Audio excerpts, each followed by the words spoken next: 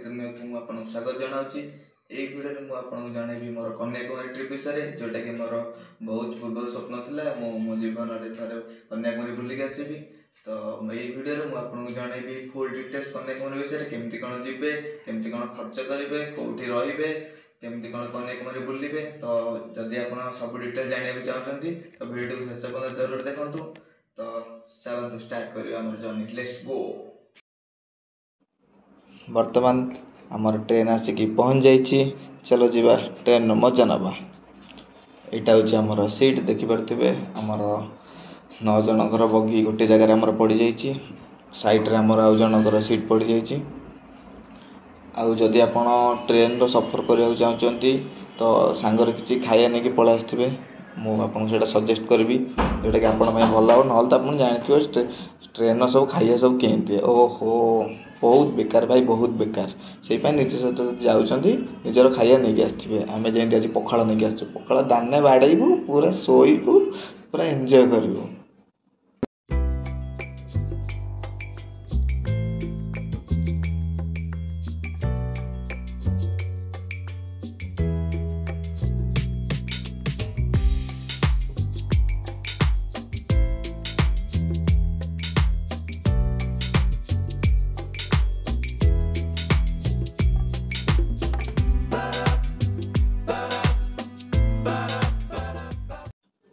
दीर्घ 36 घंटार सफर पर आम पहुँच जाइए कन्याकुमारी।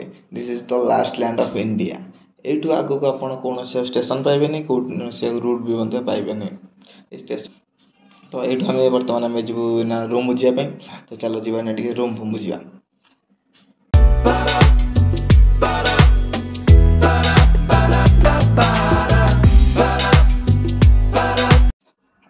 बर्तमान आम ऑटो बुझीदेलु। भाई आमको ने रूम देखापी पर पर्सन आमको 20 टका लेखे पड़गला ऑटो भड़ा। तो चलो देखिए ना रूम।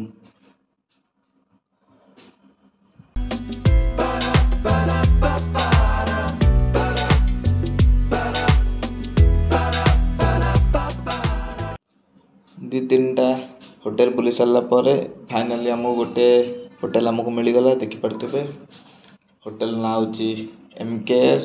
तो चल जीवा मु आपन भीतर को देखेबी भीतर रूम सब केमती अछि।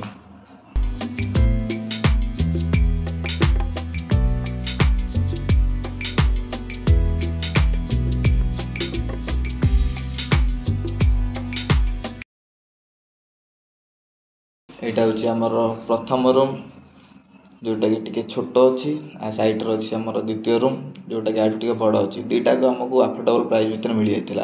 आमको रूम रो प्राइस जाइला पर डे 2300 टका आमको पड़गला।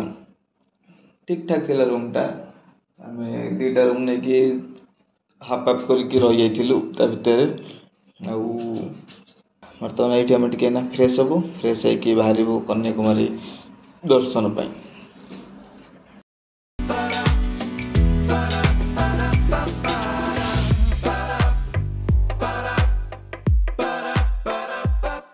एबे आम फ्रेश हो जाइछु। एबे आम जा खाइापाई। जानते ओडिया मान खाया तो ना कि हेनी भाई, बहुत भोक लगे। पाखे गोटे भल होटेल अच्छी भाई आमको जनइले। आम जीव से खाइबू खाई कन्याकुमारी बुलिया जीवु। तो चलो फास्ट जी आम खाइबा तापर बुलिबा।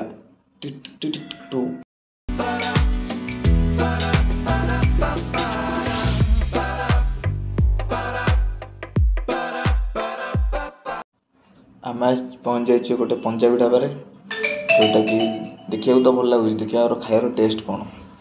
आमको से देते भात डाली गोटे कौन भेंडी भजा गोटे कौन अच्छी पापड़ अच्छी सांबर अच्छी आ 2-3टा नुआ आइटम अच्छी। देखिए तो ठीक ठाक लगुच। खाइबार टेस्ट खाइला पर जना दियो। चलो खाइबा।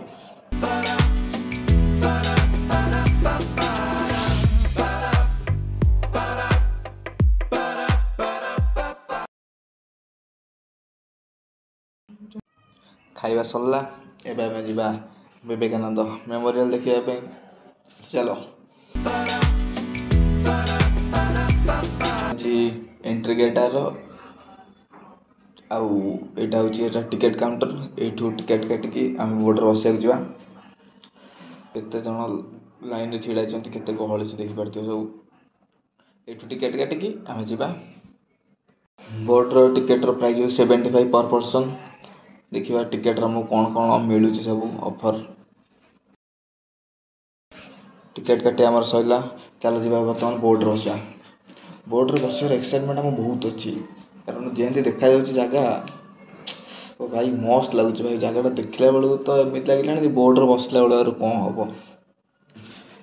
ओ भाई बोर्ड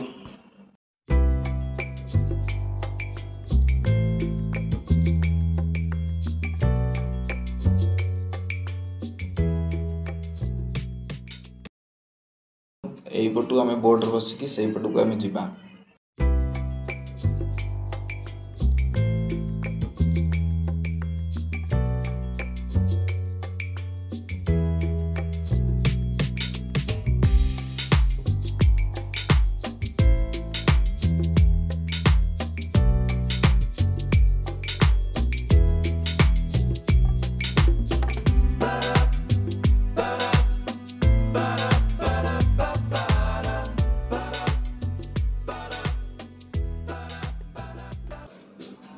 दस मिनट सफर पर आम आसिक पहुँच जाइए विवेकानंद मेमोरियल यू आम टिकेट काटिक जी विवेकानंद मेमोरियल भितर को 30 टଙ୍କା पर टिकेट पड़ुची। चलो जी देखा भीतर आम के कौन देखा चलो।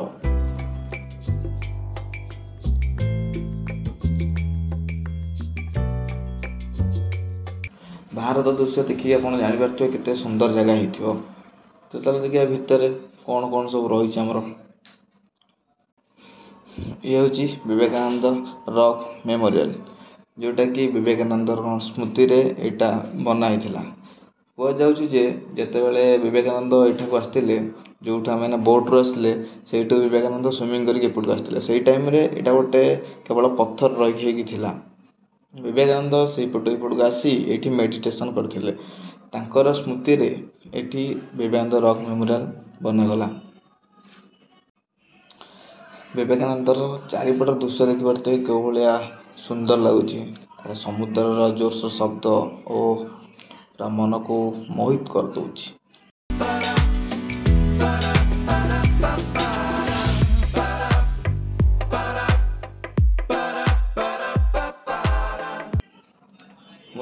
आपण तो मुझे ये कहले कि जापर थे जदि थरे आसिक बुलाबुली करके तो निजर फिलिंग्सटा जापर।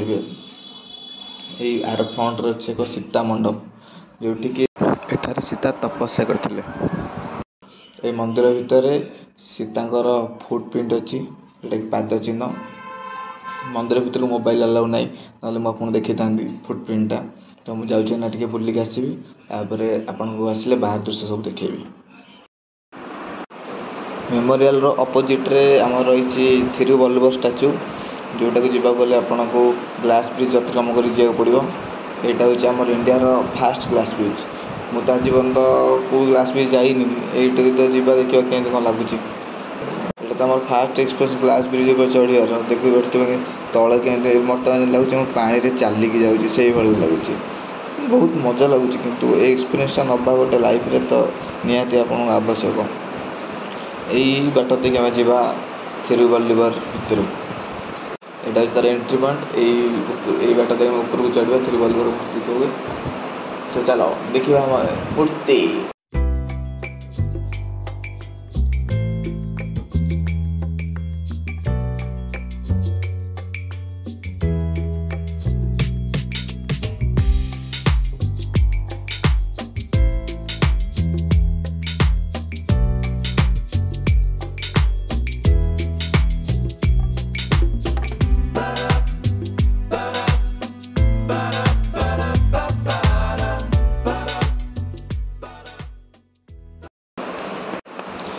आम आज थिरुवल्लुवर स्टाच्यू पूरा ऊपर को पलि आसू ही आप देखिपारे फोटो फोटो उठाई बहुत सुंदर जगह यहाँ गोटे।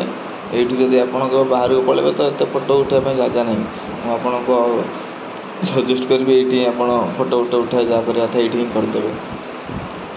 बहुत हाइट देखा जाऊनि पाखर केते बड़ मूर्तिटा आपको दूर टे भल देखिपारे ये पाखर देखा पार।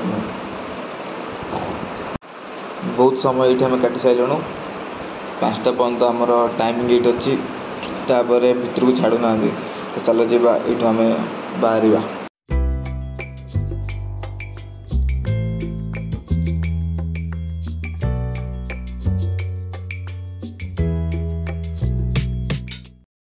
ବିବେକାନନ୍ଦ ରକ୍ ମେମୋରିଆଲ୍ ବୁଲି ସାରିଲା ପରେ ଆପଣଙ୍କୁ ବାଟରେ ଗଲାବେଳେ ଦେବୀ କନ୍ୟାକୁମାରୀ ଟେମ୍ପଲ୍ ପଡ଼ିବ, ଯେଉଁଟାକି ମାତା ପାର୍ବତୀଙ୍କ ନାମ ରଖାଯାଇଛି।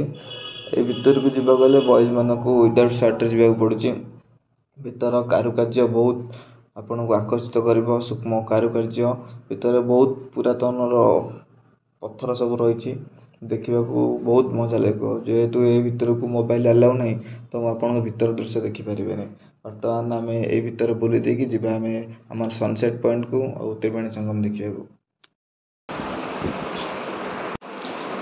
ଦେବୀ କନ୍ୟାକୁମାରୀ ମନ୍ଦିର ଦର୍ଶନ କରିଦେଇଛୁ ଆମେ। ଏବେ ଯିବା ସନସେଟ୍ ପଏଣ୍ଟକୁ। ସନସେଟ୍ ପଏଣ୍ଟକୁ ଗଲାବେଳେ ଆପଣଙ୍କୁ ତ୍ରିବେଣୀ ସଙ୍ଗମ ଦେଖିବାକୁ ମିଳିବ। ଏଇଠି ପିତୃପୁରୁଷକୁ ଆସିକି ପିଣ୍ଡଦାନ କରାଯାଏ, ବୁଡ଼ ପକାଯାଏ, ଯାହାଦ୍ୱାରା ତାଙ୍କ ଆତ୍ମାକୁ ଶାନ୍ତି ମିଳେ। ବହୁତ ଲୋକ ଏଇଠି ଆସିକି ଗାଧାଗାଧି କରୁଛନ୍ତି, ଆପଣ ଦେଖିପାରୁଥିବେ ଗାଧାଗାଧି କରିବେ। ସମସ୍ତେ ତ ଏଠିକି ଆସନ୍ତି ବେସିକାଲି ସନସେଟ୍ଟା ଦେଖିବା ପାଇଁ, କାରଣ ଏଇଟା ସନସେଟ୍ ଆଉ ସନରାଇଜ୍ ଯାହାର ବହୁତ ଫେମସ୍। ଆମେ ତ ସନରାଇଜ୍ଟା ମିସ୍ କରିଦେଲୁ ଯେହେତୁ ଆମର ଲେଟ୍ ହେଲା, ତ ସନସେଟ୍ଟା ଟିକେ ୱେଟ୍ କରୁଛୁ ଦେଖିବା ପାଇଁ।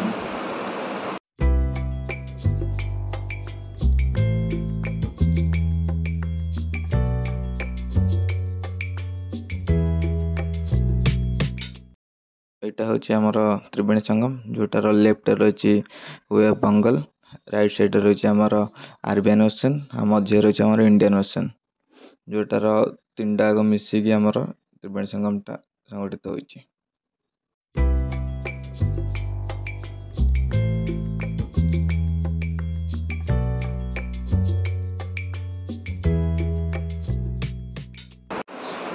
ଆମର ସନସେଟ୍ ଦେଖାଇନା ବର୍ତ୍ତମାନ ସରିଯାଇଛି। ବହୁତ ଲୋକ ବି ୱେଟ୍ କରୁଛନ୍ତି ଦେଖିବା ପାଇଁ, ସମସ୍ତଙ୍କର ମନସ୍କାମନା ମଧ୍ୟ ଏଠି ପୂରଣ ହୋଇଯାଇଛି। ତ ଏବେ ଆମେ ଆମ ରୁମ୍କୁ ଯିବା। ଆମର ଦିନଟା ବହୁତ ଭଲ ପଡ଼ିଥିଲା, ସବୁ ଭଲରେ ଆମେ ବୁଲି ଦେଇଥିଲୁ, ଆଉ ଭଲ ମଧ୍ୟ ଲାଗିଥିଲା। ଯଦି ଆପଣ ଏ ପର୍ଯ୍ୟନ୍ତ ଆସିନାହାନ୍ତି ତ ଆସନ୍ତୁ, ଜାଗାର ଏକ୍ସପିରିଏନ୍ସ ନିଅନ୍ତୁ, ମଜା ନିଅନ୍ତୁ। ଆମକୁ ତ ବହୁତ ଭଲ ଲାଗିଲା। ଯଦି ଆପଣ ମୋ ୟୁଟ୍ୟୁବ୍ ଚ୍ୟାନେଲ୍ରେ ନୂଆ ଅଛନ୍ତି ତ ଚ୍ୟାନେଲ୍କୁ ସବସ୍କ୍ରାଇବ୍ କରନ୍ତୁ, ଲାଇକ୍ କରନ୍ତୁ, ସେୟାର କରନ୍ତୁ। ଥ୍ୟାଙ୍କ ୟୁ, ଧନ୍ୟବାଦ।